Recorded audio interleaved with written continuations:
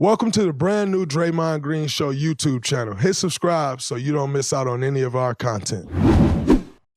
What's up, everybody? Welcome back to the Draymond Green Show. The postseason is here.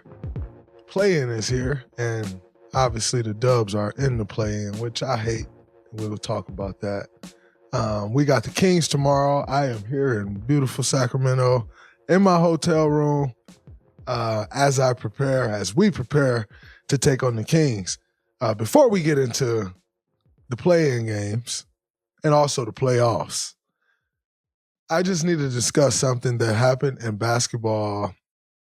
It's Monday, so it was last week, the end of last week, which I haven't talked to you all since. But AI, the answer, Allen Iverson, who I'm a big fan of. I first got to meet AI at Coach Izzo's Hall of Fame induction. And that, for me, was like crazy. I got a picture with AI in his orange jacket. Absolutely insane. Huge AI fan growing up. I remember when the answers came out, and I wanted a pair, and I got in trouble. School. And I didn't get any. Those also happened with the Gary Payton gloves, too, by the way. But now that I look back on it, I don't really think I got in much trouble. I think my mom just didn't have the money, and she told me I got in trouble in school, so I couldn't get the shoes. But that's neither here nor there. I'm a big Allen Iverson fan, and I must say I was very disappointed when I saw the size of the statue, because that's AI. Like, it's AI. Like, what are we talking about? However, and most people who watch sports should take a page out of my book here. I continue to do further research because I wanted to be knowledgeable on the subject. And a lot of times people talk in this industry and they're not very knowledgeable on the subject. I've even seen some of these things where like some of these so-called experts are talking. And when I say some of these so-called experts, like some of them are my colleagues. And some of the things that's been said on TV this year, it just be so wrong, like not factual at all. That's a common thing in sports talk. And so as I saw the statue, I was very disappointed. Like, come on, man. Like, this is AI. And after the Kobe statue was just revealed, and the many statues that's been revealed, like, how are we doing this to AI? Like, this is crazy. And like I said, I did more research. And if you do your research, what you'll find is that statue is going outside the practice facility, the Philadelphia 76ers practice facility. And B, there's a row of them, same size as AI's. There's a row of statues. So AIs will go in that row of statues that are all of similar size. So AI was not slighted. He was not slighted at all. That is the size of the statues. What I will say is Allen Iverson need a life-size statue, larger than life-size statue outside of Wells Fargo Arena, if that's still the name of their arena. I think that's still the name of their arena. However, the basketball arena, because all of these names rights change every day because they're worth so much money these days, the basketball arena where the Philadelphia 76ers play in Philly, if there isn't already an Allen Iverson lifestyle statue, which I haven't seen, there should be one outside the basketball arena. I do understand that he went up in the row with the star, with all the legends that are already out there. That's great. And no disrespect to those legends. But Allen Iverson should have a statue outside of the arena, and it should be life-size, like the ones, because the reality is, like, how many people are going to see the practice facility? Not many people are going to see the Philadelphia 76ers practice facility. Just not doing it. Where you are going is you're going to go to the game, and Allen Iverson statue should be in front of that arena. So, to everybody that was upset about the statue, don't be so upset about the size of the statue, because it is standard practice outside their practice facility. But when you go to that arena, that's what everybody should be upset about. There is no Allen Iverson statue there. And if there is, then I am just like the rest of you that don't make themselves knowledgeable in certain topics. However, I don't think so. And so, no Allen Iverson statue outside the arena. Let's get that done. That's what the uproar should be. I'm a little more knowledgeable on the small statues. Now, back to your regular scheduled programming. Let's talk these play-in games. All right, the NBA season is in full swing, coming down the stretch. Then we move right into the playoffs in April, May, and June. I can't wait. Spice things up with DraftKings Sportsbook, an official sports betting partner of the NBA right now. All you have to do is put down $5 and get $150 instantly in bonus bets. Pretty good trade-off. I pay $5, I get $150. North Carolina listeners, do not forget. Welcome to the party. DraftKings Sportsbook now live in your state, North Carolina. Download the DraftKings Sportsbook app. Takes 90 seconds. The code is Colin, C-O-L-I-N.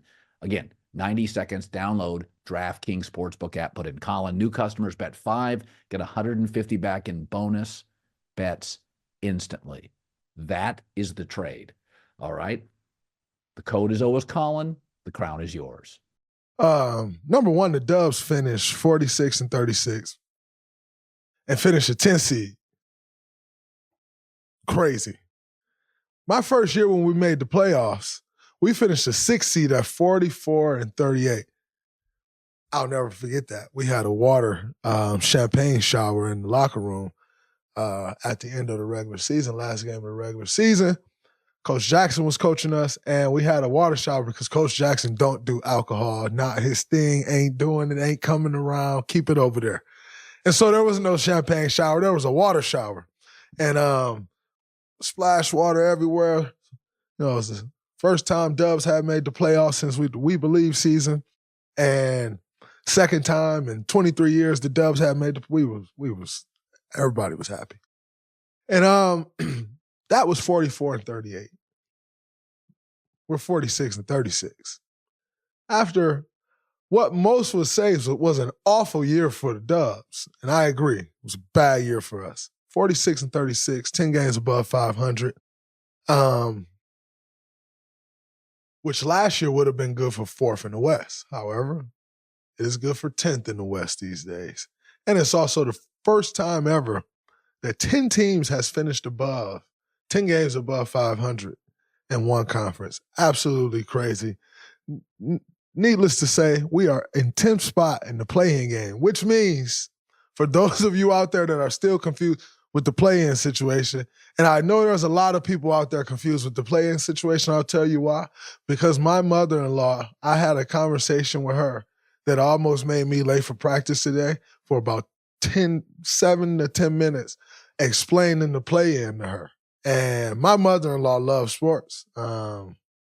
She loves basketball, loves football. She watches every game if she ain't at the game. She's into it. And she was so confused by the play-in situation, so I explained it to her forwards, and she didn't really get it. So then I explained it backwards, and she really didn't get it then, and I explained it forward again and backwards again. And then finally, like the 5th time, I'm like, yeah, Nana, so, we're 10, they're 9, SAC is 9, we got to go to SAC. She's like, well, what happens if you win? If you lose, you're done? And I'm like, yeah, the Pelicans and the Lakers are in 7 and 8. And she's like, if they lose, they're done too. And I'm like, no. Actually, if they lose, whoever loses that game, they're going to play against the winner of our game. And then whoever loses that game is gone. But the loser of our game, in 9 and 10, they're out of here if they lose. So, I could be seeing you tomorrow night, Nana, and our season is over. Or I could be seeing you and we're not done, but we're not quite still going. We still got to win one more. We got to. So, for those of you who don't understand, 7-8 plays. That is the New Orleans Pelicans at the 7th seed. That is the Los Angeles Lakers at the 8th seed. 9-10 plays. That is the Sacramento Kings at the 9th seed. That is the Golden State Warriors as the 10th seed. We are here in Sacramento. If I open my window up, the sun will blind you, but the arena's right here. We play tomorrow, and the Lakers and Pelicans play tomorrow before us. Winner of that game becomes the 7th seed. That winner takes on Denver. So there's a lot of talk around, do you bomb that game and try to stay away from Denver? Let me tell you, you don't bomb a game to get in the playoffs and leave yourself with one game to get in. So any loser who came up with that idea, you're crazy. That makes no sense. You don't leave yourself in a game where the Pelicans could shoot the lights out and send you home, although you could do a lot to win that game. But they could shoot the lights out. Like, we've seen it happen far too recent. Way too recent. We've seen that happen. So we know that can't happen. So you just don't blow a game to blow a game. So winner of that game takes on the Denver Nuggets as a 7th seed. The loser of that game plays against the winner of the Kings versus the Warriors. The loser of the Kings versus Warriors tomorrow night goes home. Winner faces either the Lakers in LA or the Pelicans in New Orleans. Winner of that game on Friday will then move on to face OKC in OKC on Sunday as the 8th seed. That is the play-in. That's where we at. Let's get to the game. Same Sacramento Kings team that we played last year and sent them home in the first round of the playoffs. I was telling the guys earlier today, if I knew we'd spent so much time in Sacramento since last year, I probably would have bought a home here. That's how much we've been here. That's how familiar I am with the area, which means that's how familiar they are with us and we are with them. This is very much so a game that I know you, you know me. Game 7. You know everything I do. I know everything you do. Who's going to make the necessary plays that it takes to win the game? That's what it's going to come down to. They're not going to run any sets. I mean, yeah, Mike Brown may drop 1, 2, but they're not going to run any sets that we don't know they're going to run. Are you going to follow your game plan, give up what you're willing to give up, take away what you want to take away to win the game? Are you going to do that over and over and over again? Offensively, are you going to execute your offense? And you're going to do that over and over again to win the game.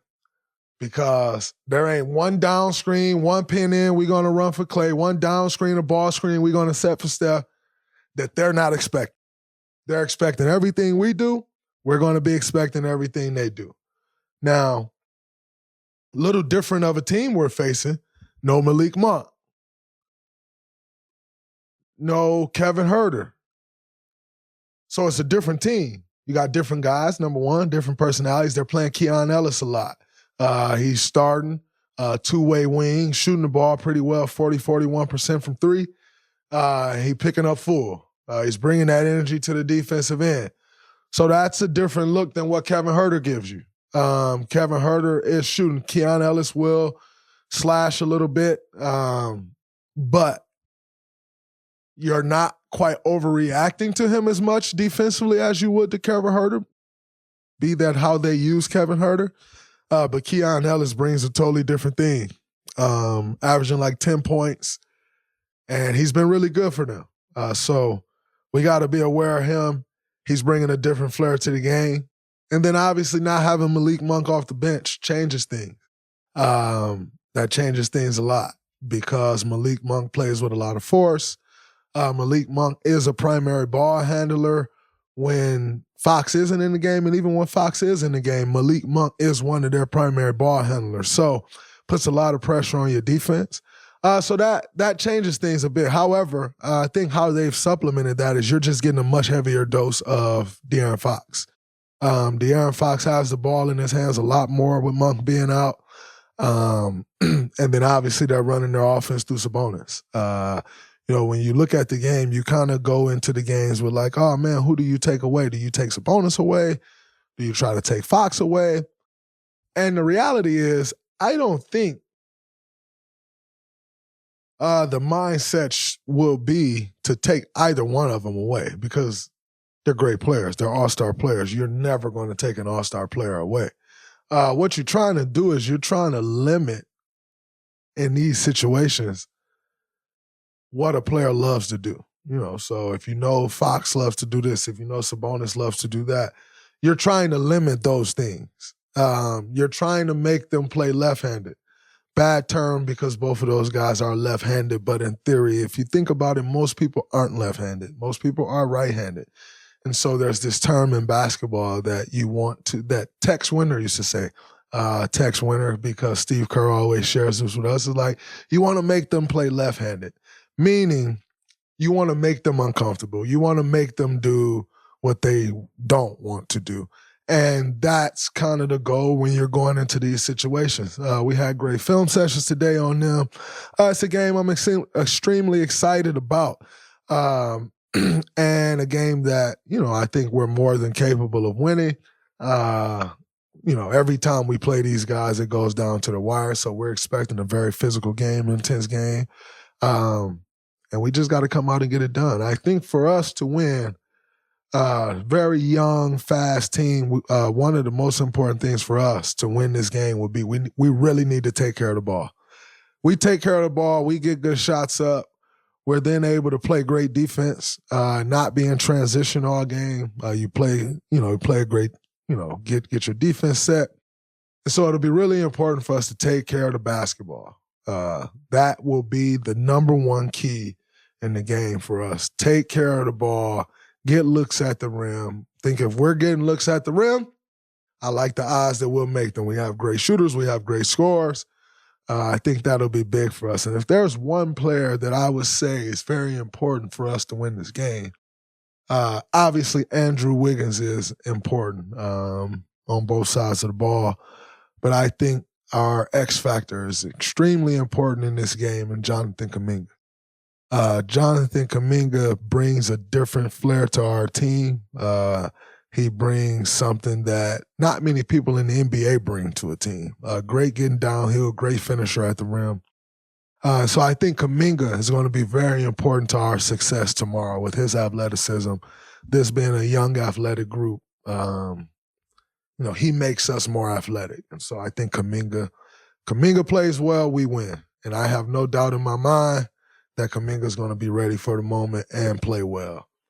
He's taking that next step, and this is the moments where when you're taking those next steps, you got to go. And I expect nothing less from the young fella Kuminga. In other news, you got the Dubs, you got the Lakers, Pelicans.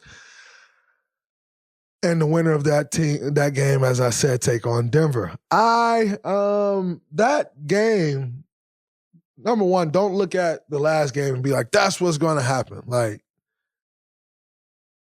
the New Orleans Pelicans came off of two very emotional back-to-back wins versus SAC on Thursday, at us on Friday, and then fly home on Saturday for an early game on Sunday.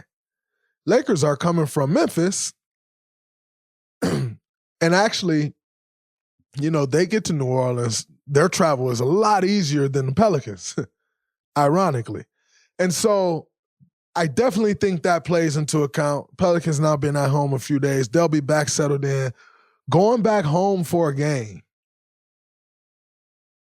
is always tough. When you return home for one game, or the first game returning home from a trip.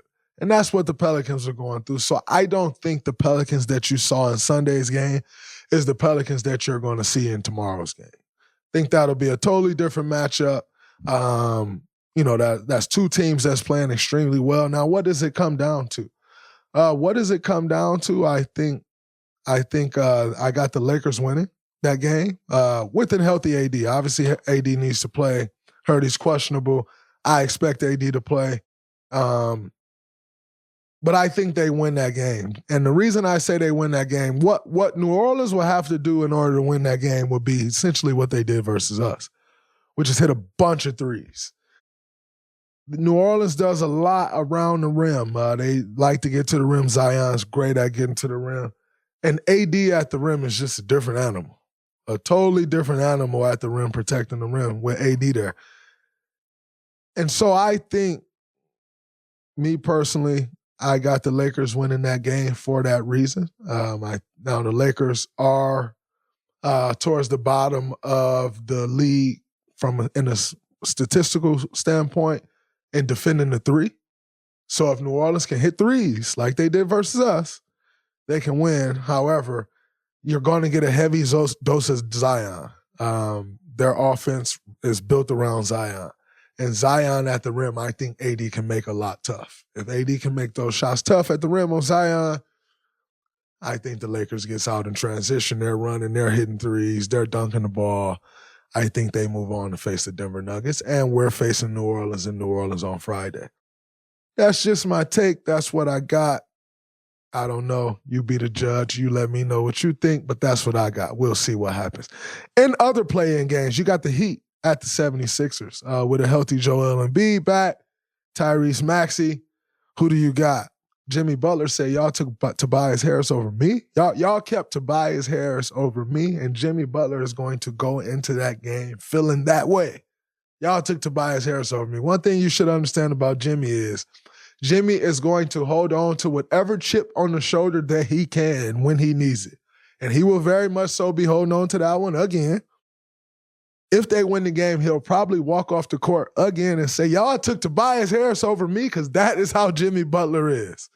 And so that's the matchup. That's what we got. You got Bam versus Joel. You got Jimmy versus Tobias. You got Maxey versus Terry Rozier. To win one game. It is hard to pick against Joel Embiid. Very tough to pick against Joel Embiid. Both of those teams want to avoid Boston in the first round. So if you win that game, you get the Knicks, which I think both of those teams think they can beat the Knicks. So with both of those teams believing that, it's going to be a bloodbath. This is two teams battling not to face the Boston Celtics. I am going to go with Miami. The reason I'm going with Miami is because if you haven't learned over the last few years, you just don't bet against Miami at this time of the year. Don't do it. You're usually wrong. Jimmy is going to try to get every shot that they want. If he got to walk the ball up the court the whole game, although I think their advantage is playing in transition and trying to make Joel run. Because Joel's been back for 7 games. If you can make him run and tire him out, you got a better chance. And so I think that has to be their game plan, although Jimmy likes to get to his spots when he wants. I think the pace needs to be go, go, go, and I expect Miami Heat to do that. And so I'm taking Miami in that game, and then I got Boston facing the 76ers in the first round of their series. And I actually think that's going to be a tough match. Like, if you're Boston, you're not really happy about either one of these teams you're facing in the first round matchup. We know the history that they've had with the Miami Heat and Jimmy Butler. And we know Joel and them are always in the battle. Now, they've been taking the wins and they've won each time, but it's a battle. And so you're not really happy about facing either one of those teams in the first round. But I hate the play-in, just so you all. I absolutely hate it. It's the best thing ever created. When you look at the play-in and what it's done for basketball, it's the best thing ever created.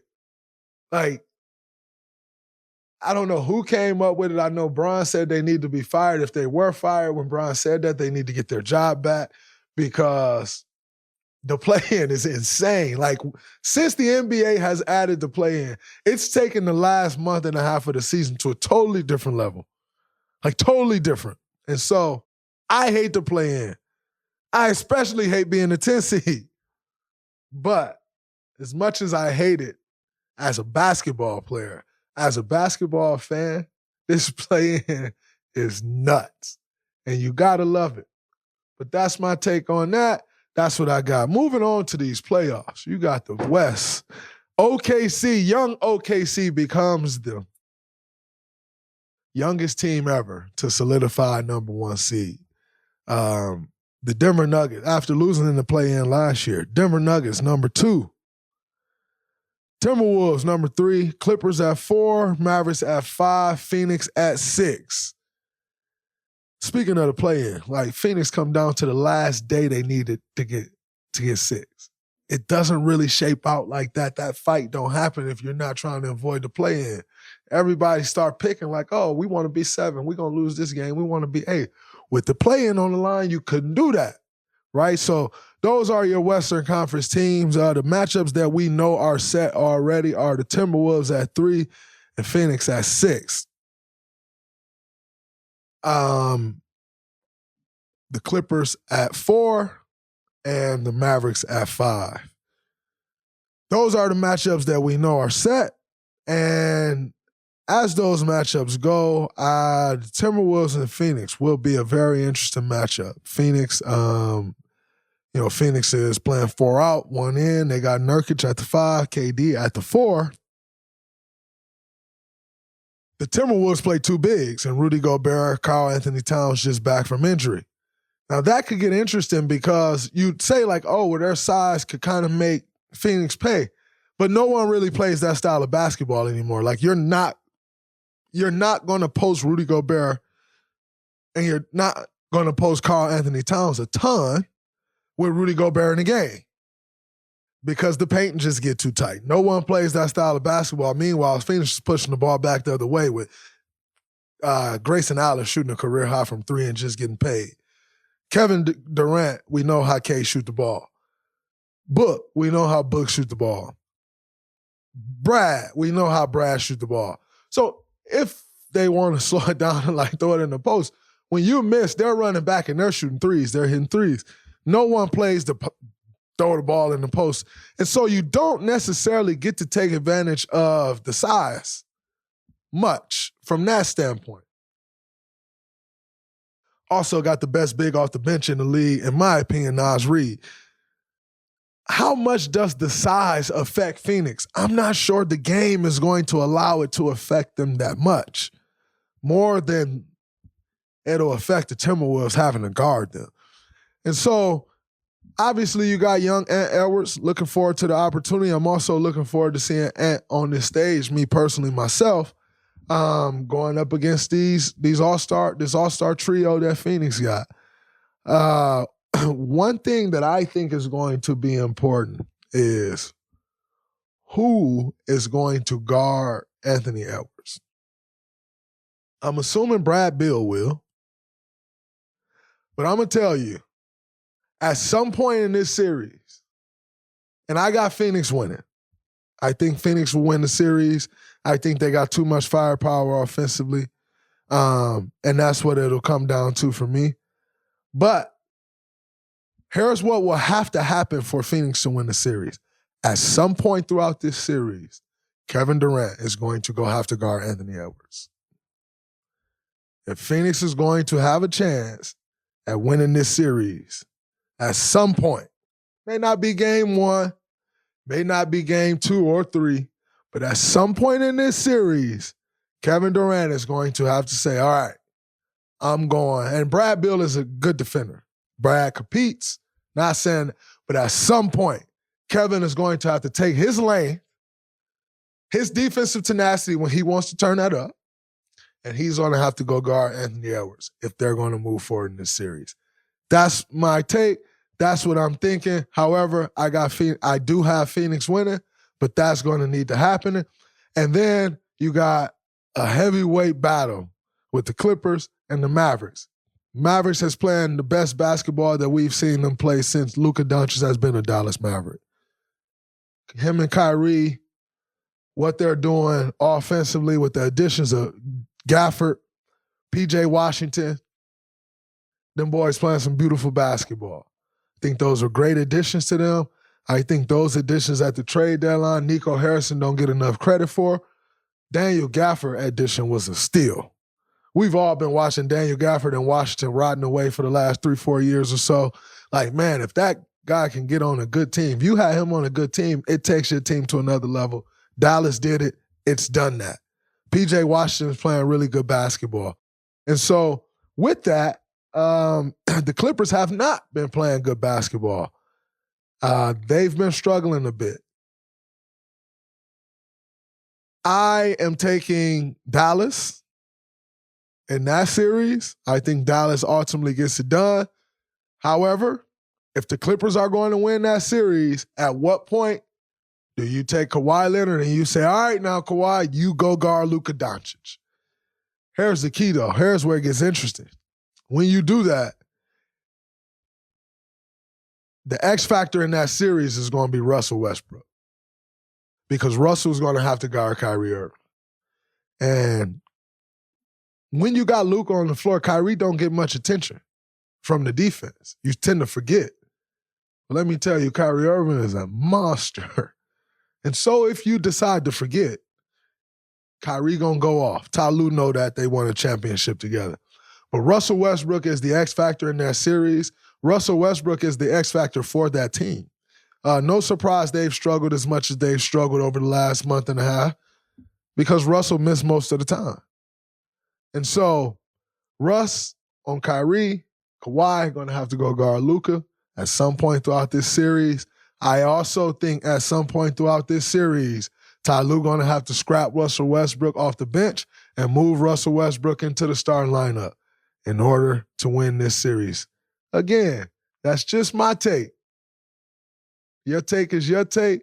That's my take. That's what we got in the West. And moving to the East, before we get out of here, the matchups that we do know. We got the Bucks at 3. We got the Pacers at 6. Uncertain on the status of Giannis. We do know Giannis likes to come back like He-Man in these situations. We watched Giannis hyperextend his knee a couple years ago in the NBA Finals and came back and won the NBA Finals. We all thought he was done. We know he come back like He-Man, so I do expect him at some point in this series to come back. Cavs can be tricky, especially when when you thought, he was playing around with an injury around the Achilles. The Cavs can be a little tricky. And so how much emphasis, if you're the Milwaukee Bucks front office, ownership group, coaching staff, how much are you fighting Giannis and saying we need to be 150% sure that you're ready to go? Because although it's not certain that Kevin Durant tore his Achilles because of the calf injury he had before, but it's also not exactly certain or uncertain that was the case. Could have affected it, or could not have. But if I'm looking at it through a lens and I'm the Milwaukee Bucks, the lens I'm looking through is that it did affect it. And so now that we have this, how much are we pressing Giannis to not play unless we're 150% sure? Because let's face it, they've struggled. They've struggled bad all year. They've won games because when you got Damian Lillard, when you got Chris Middleton, when you got Giannis Antetokounmpo, you're going to win some games in the East. It's going to happen. But that team has not been very good all year to the standard and level that everyone thought they would be. And so are you forcing Giannis back to try to revive that and go how far? Or are you making sure he's 150% ready to play and then saying, okay, not, okay, you're at a place where you can go play. No, you're 150% ready to play. Now, they've struggled with the Pacers this year. If I'm not mistaken, the Pacers beat them 5 times because of the play-in Final Four. And so, this is a different game, though. This is a different game because this is playoff time and the Pacers has not played much defense all year. Not just going to outscore a team in the playoffs. Got to defend. Got to defend in the playoffs. And the Pacers has made a living this year off outscoring teams. The game slows down a bit in the playoffs. It's not just run. It slows down. You got to play in the half court. You got to defend in the half court. Got to get back in transition so that you can defend in half court. But it's not just a track meet once you get to the playoffs. And all year, it's been a track meet for Indiana. It's going to be a little different in these playoffs. Giannis being out definitely affects the series. However, with Giannis out or not, I got the Milwaukee Bucks. However, I've given you the X factor for everybody.